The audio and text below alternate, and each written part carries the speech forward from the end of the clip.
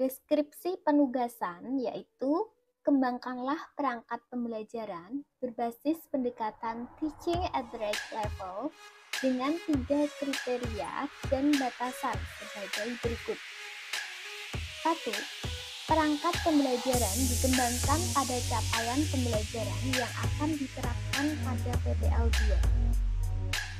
2. 2. Perangkat pembelajaran minimal yang dikembangkan adalah analisis capaian pembelajaran, alur tujuan pembelajaran, modul ajar lengkap, asesmen diagnostik, asesmen of dan for learning, serta LKPD. 3. Perangkat pembelajaran yang dikembangkan disusun dengan model pembelajaran yang berpusat pada peserta didik dan disesuaikan dengan karakteristik peserta didik. Sebelumnya, di sini akan saya tampilkan terlebih dahulu modul ajar berbasis pendekatan Teaching at the Right Level atau TARL sebagai berikut.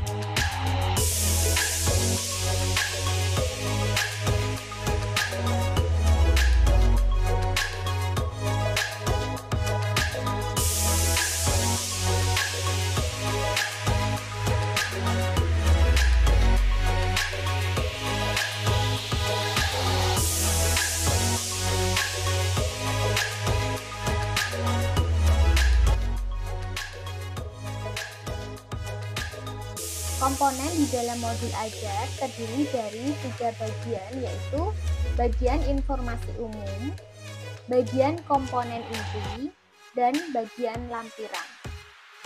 Pada informasi umum terdiri dari identitas penulis modul, kompetensi awal, profil pelajar Pancasila, sarana dan prasarana, target peserta didik, dan model pembelajaran yang digunakan. Pada bagian inti, di sini terdiri dari tujuan pembelajaran, asesmen, pemahaman bermakna, pertanyaan pemantik, kegiatan pembelajaran, dan refleksi peserta didik dan pendidik. Pada bagian lampiran, ini terdiri dari lembar kerja peserta didik, pengayaan dan remedial, bahan bacaan pendidik dan peserta didik, glosarium, dan daftar pustaka.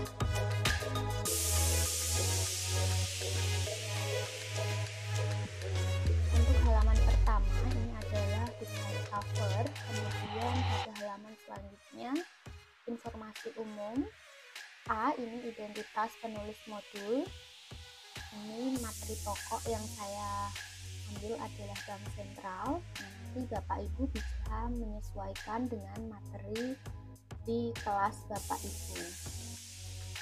Selanjutnya pada B ini adalah kompetensi awal, di mana kompetensi awal merupakan pengetahuan atau keterampilan yang perlu diketahui oleh peserta didik sebelum mempelajari topik tertentu. Nah, di sini kompetensi awal yang saya cantumkan sebelum peserta didik mempelajari materi bank sentral ini, yang pertama adalah peserta didik dapat menjelaskan alat pembayaran tunai dan non tunai yang berlaku di Indonesia, dan peserta didik mengetahui berbagai bank yang berada di lingkungan sekitarnya. Kemudian pada bagian C di sini adalah profil pelajar Pancasila.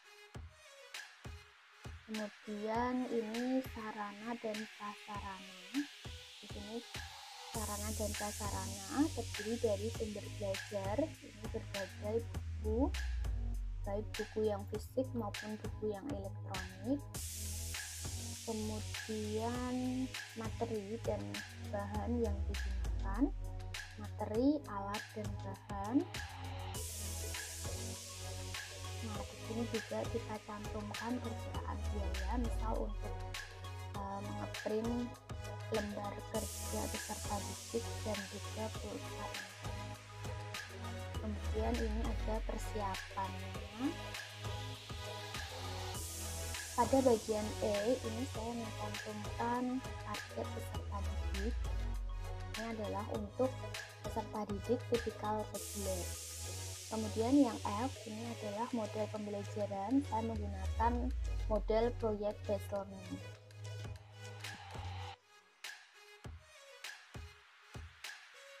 Oke, pada bagian kedua, komponen inti.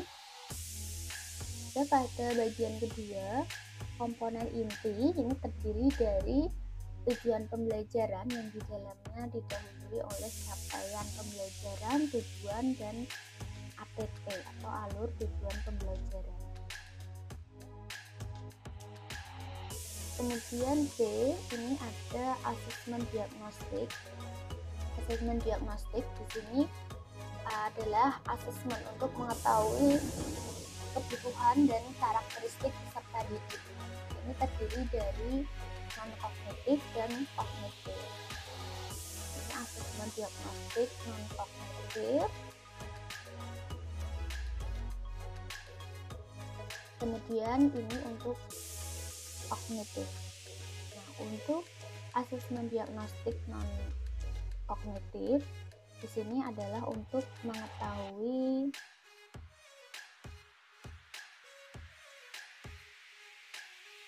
selanjutnya. Yang B ini adalah asesmen. Yang pertama, asesmen diagnostik terdiri dari dua, yaitu non-kognitif. Ini non-kognitif dan asesmen diagnostik kognitif. Nah, asesmen diagnostik kognitif ini untuk mengetahui kemampuan awal peserta didik. Kemudian tadi setelah asesmen diagnostik, di sini saya membuat asesmen formatif. Nah, asesmen formatif di sini saya dengan menggunakan pengamatan pada lembar kerja peserta didik dan partisipasi selama kegiatan pembelajaran. Nah, aspek yang diamati adalah bernalar kritis, menghargai pendapat orang lain, dan kerjasama dalam kelompok. Kemudian asesmen yang ketiga adalah asesmen sumatif. Nah, asesmen sumatif di sini saya memilih untuk menggunakan aplikasi Quizzes, di mana peserta didik dapat melakukan scan kode QR.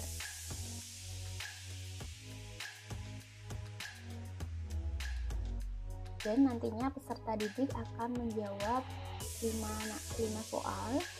Nah, ini untuk level kognitifnya C2 sampai dengan C3 dengan skor maksimal 100.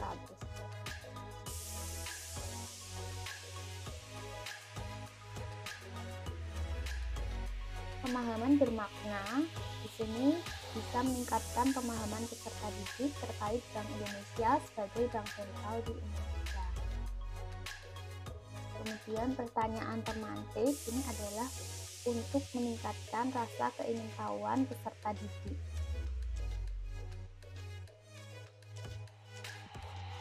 Pada E, kegiatan pembelajaran, di sini pendahuluan,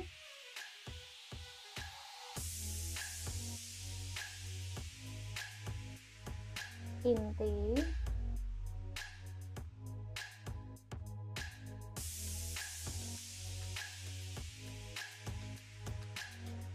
dan kegiatan penutup.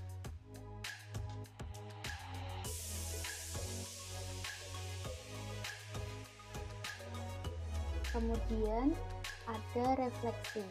Nah, refleksi di sini terdiri dari refleksi untuk peserta didik dan juga refleksi untuk pendidik.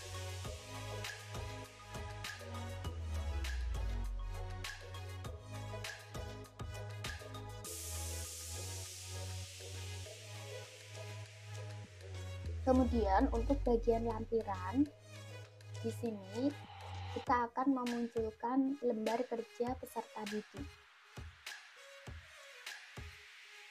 Ini adalah lembar kerja peserta didik untuk kelompok 1, 2, dan 3. Ini untuk kategori level yang rendah. Ini untuk LKPD pertama. Kemudian yang ini LKPD kedua untuk kelompok 4, 5, 6. Ini untuk level sedang, untuk level kemampuan peserta didik sedang. Kemudian ini lembar kerja peserta didik untuk kelompok 7, 8, dan 9. Ini untuk level kemampuan peserta didik atas, untuk level atas. Kemudian pada B di sini ada pengayaan dan remedial.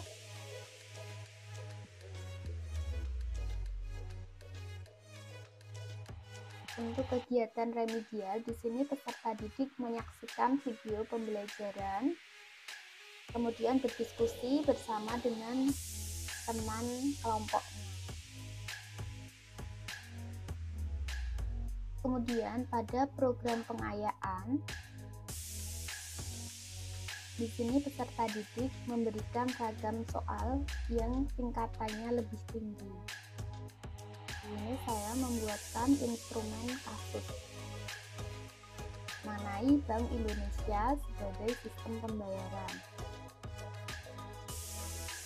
Kemudian ini adalah C, yaitu bahan bacaan pendidik dan peserta didik.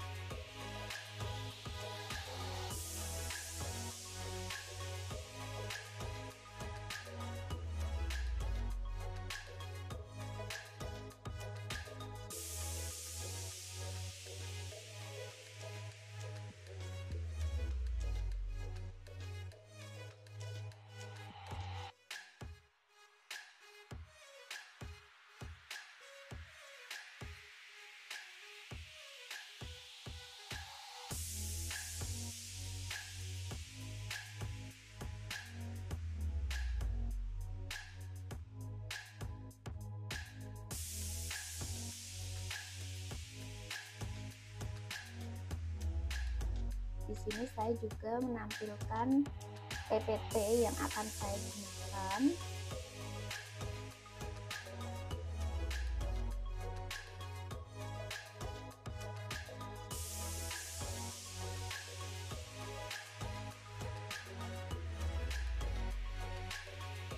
Kemudian D di sini glosarium dan daftar pustaka.